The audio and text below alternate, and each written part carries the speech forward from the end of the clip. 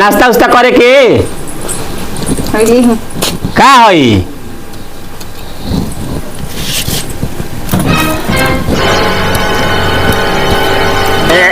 कितना गंदा दाल बनीले बड़ू तारा दालो बनावे खियावत का खैले बनी के भी बढ़िया चीज हईसन दाल बनेला हैं कैसन बनेला।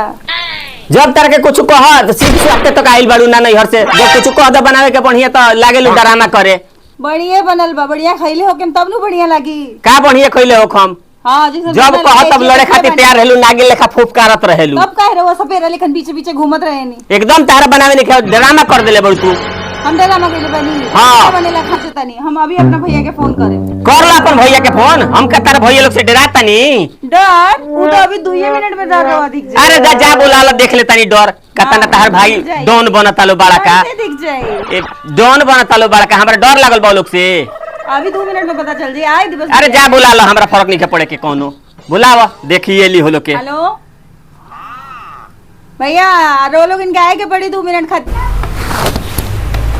का हुआ भाभी? एक जना के खुराकी देवे के बा। अरे केकरा का खुराकी देवे राउरे जीजा के का हो गइल ह? कपर पे चढ़ गइल बा नशा कह तनी खाना पीना बनाए के नहीं सीख के आइलू घर से अब बा कहां? हेने तरह गइल बनी बहरी घर में चली देखी अब वहीं हमनी को करा के जाके अभी देर तनी चल अरे ही कहां छुपा है रे? अरे का है रे छुपा? कहां छुपा है रे? अरे तू बहुत बन बन गया है। दरवाजा बंद करो दरवाजा बंद करो इसको अटक पटक के पीटना है। नमक लगा के रखा नमक रखा है कि नहीं है? थोड़ा नमक बहिनी से मांग कर लाओ तो मांग कर लाओ तो नमक लाओ तो थोड़ा नमक लाओ। हाँ नमक लाओ थोड़ा बढ़िया से इनको अब बढ़िया हम कहता हूँ ना अब बढ़िया ऐसा तो पाहुने ना जाए बट बट बट बट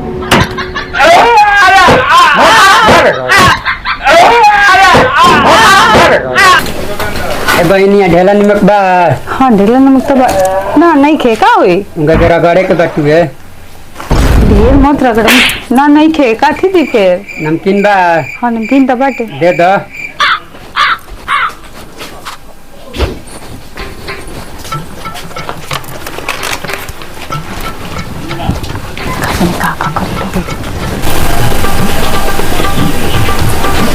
ए बहनिया देख काम तो हो गइल बा इनकर खूब बढ़िया से वो रच देले बनी जा।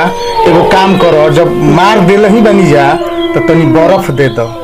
ज्यादा मार देने का हाँ तनी बर्फ दे दो।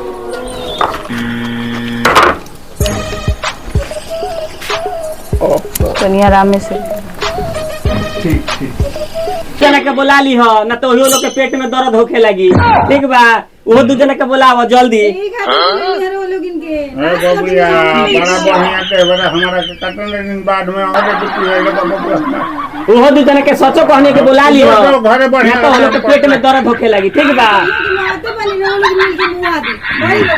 जो